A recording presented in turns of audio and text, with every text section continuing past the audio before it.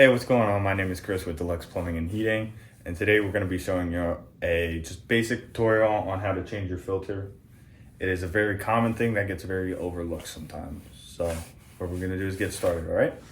So the first thing you always want to do is make sure you have no power going on to the unit.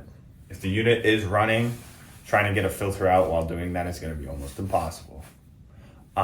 Just to make sure that the blower is off and everything like that.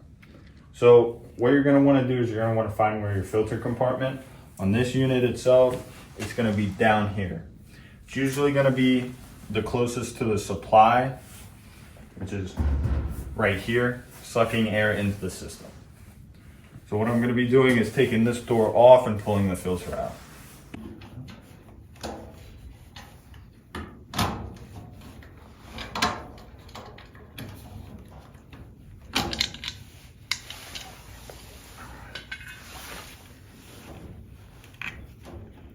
So when pulling out a filter, sometimes it can be very difficult.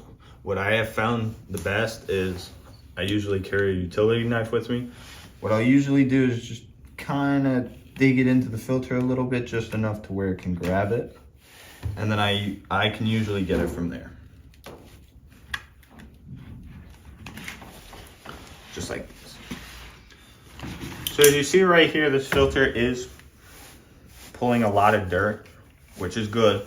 This is what you want to see out of your filter.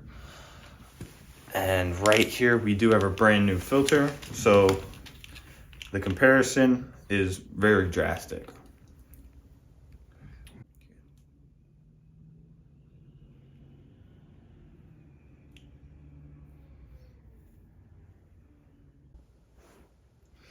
All right, so before installing the new one, I do always like to write the date on it, just so we know when it was installed and about 3 months after when it should be looked at and see if it needs to be changed.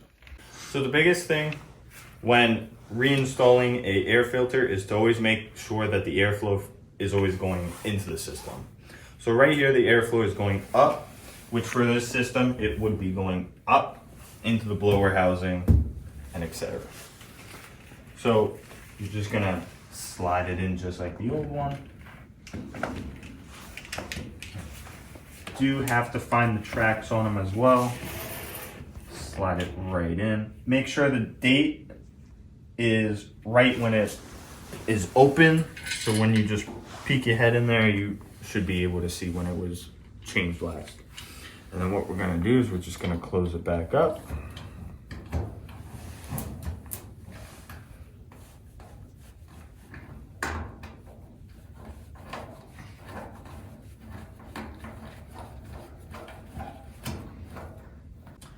So after it's closed up, just do also make sure you do have you turn your power back on to the system, and then you're good to go. So that is one of the easiest ways to change a filter. Just so you as a homeowner also have more knowledge. And other than that, you guys stay warm this winter and take care.